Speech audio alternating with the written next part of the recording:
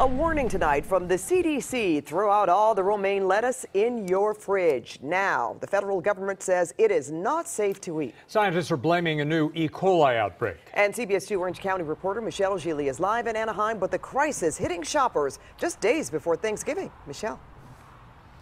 That is right, and it's a busy time, as we all know, for grocery shopping. We found out today that most of the people here had no idea about this romaine lettuce warning. Now, the CDC still does not have the source of this lettuce contamination, but we found out that most of the people who've gotten sick are from right here in Southern California.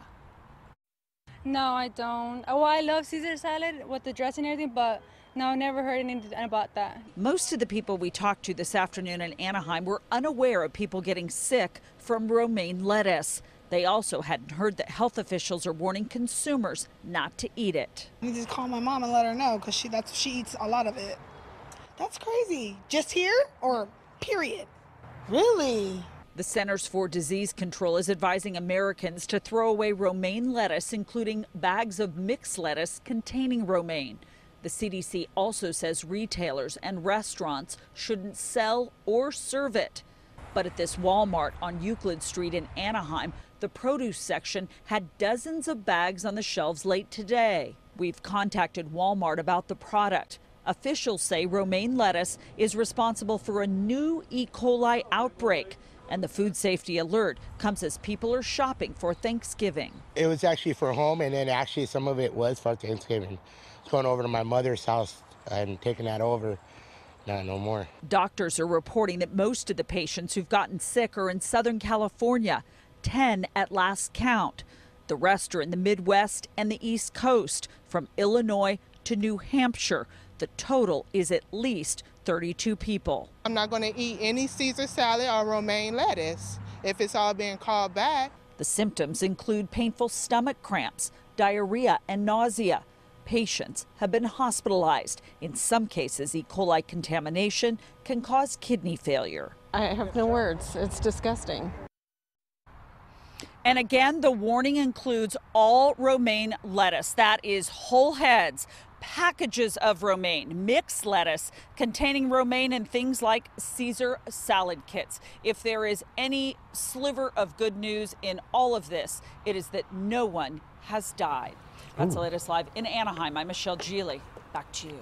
Michelle, thank you. The holiday travel rush is in full swing on our roads. Oh my. And certainly at our airports. Everybody's going, ugh. You're looking live at the hustle and bustle at LAX and the rush hour traffic jam on the 405 freeway. CBS 2's Stu Mundell is live overhead in Sky 2, where it's pretty clear up there. He's monitoring the roads for us. You're in the catbird seat, Stu. Well, you know what? I was just listening to Jeff and Jeff's explanation of the, look at that. Look at that. Oh is right. 48.5 million people going to be hitting the road for Thanksgiving. That's what the AAA is saying. And you know what? You just kind of wonder, are they all on the 405? You know, the actual getaway is probably going to start tomorrow. So any of these folks that are doing the getaway right now, they're a little bit ahead of the curve, and good on them. They're going to get that extra day off or for the travel. Right now, though, the roads are definitely packed. 405, this is way heavier than normal traffic, both directions out here through the West LA area. Now, there's a lot of things that you can do. If you are taking that trip today, make it a lot easier. You can go on the internet, grab Google, grab AAA. They give you a list of things to do, especially if you're traveling with people. And always remember, just to bring your patience, and if you're sitting there in traffic, everybody around you is in traffic too. You're not in the traffic, you are the traffic. Live in Sky 2 over the West LA area, looking at a packed 405 at the beginning of this Thanksgiving getaway. Stu Mundell, back to you two in the studio. Or they can hitch a ride with you, Stu. Thank you. Well, you know the drill.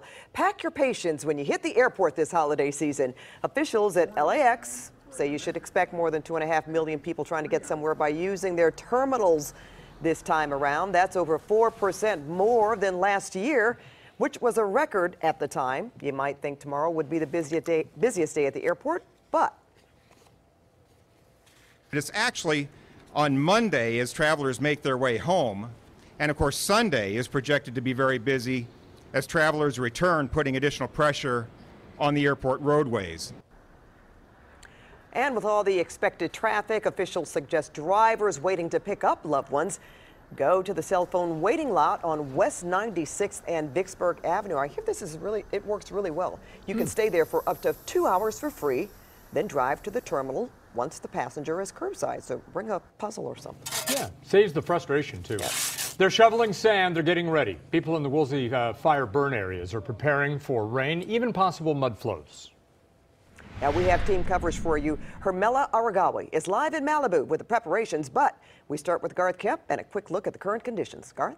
And I think we're going to see some sliding going on. I'm just saying that in the sense that there's so much loose dirt going on after the plant's gone, especially up by PCH. How much is the question? 65 degrees right now. Winds are calm. We're still looking for about our same rainfall totals, anywhere between 1/4 to 1/2 inch of rain, and we should be below the rainfall rates per hour, which is usually a 1/2 inch of rain each hour that will fall. That really triggers severe sliding. But with the damage that was done from the fires, it's going to be easily, some things will be sliding around through the area. Some could be minor, but it could be enough to cause some traffic issues. Mid to upper 60s in some spots right now, 70 degrees Van Nuys, 58 up in the Lancaster. We made it up to 73 today. Coming up in a little bit, we will talk to you all about the rain coming our way for the forecast, and we'll get you into the holiday weekend as well. Back to you guys. All right, thanks, Garth. But first, the fires, and now the rain and possible mudslides. People in the Woolsey fire burn areas can't afford to take any chances with rain heading our way. CBS 2's Hermela Aragawi is live for us in Malibu, where even light rain could, as Garth was saying, bring down some loose rocks and dirt. Hermela.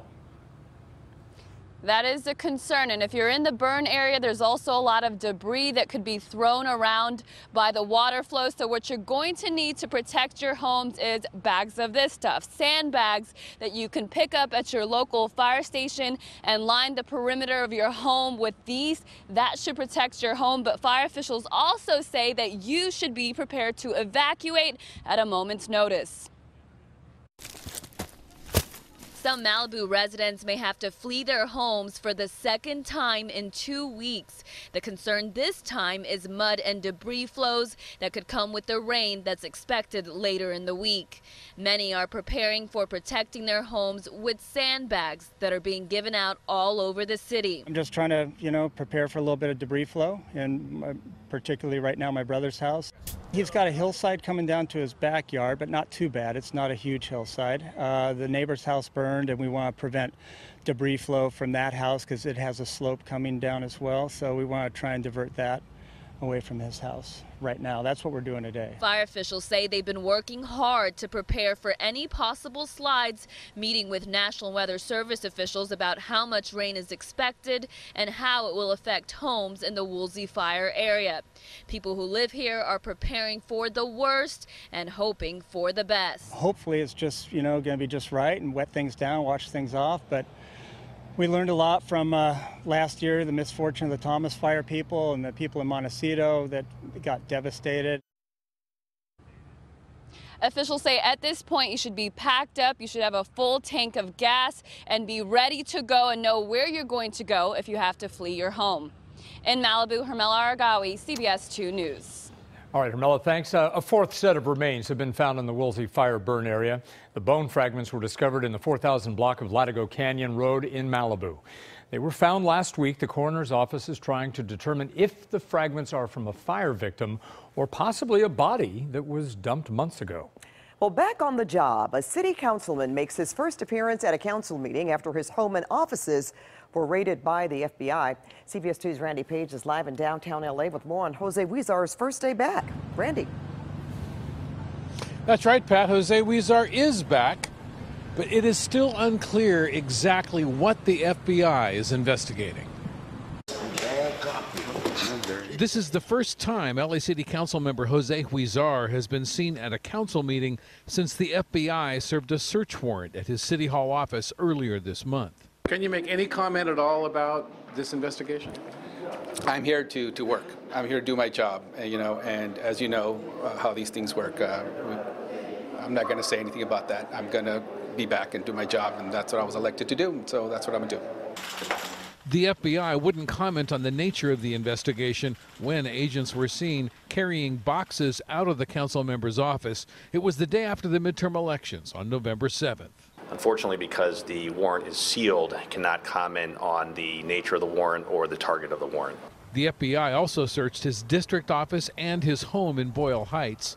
And a week later, City Council President Herb Wesson removed Council member Huizar from his committee assignments, including his powerful position as chair of the Planning and Land Use Management Committee, which examines proposals for large-scale development in the city.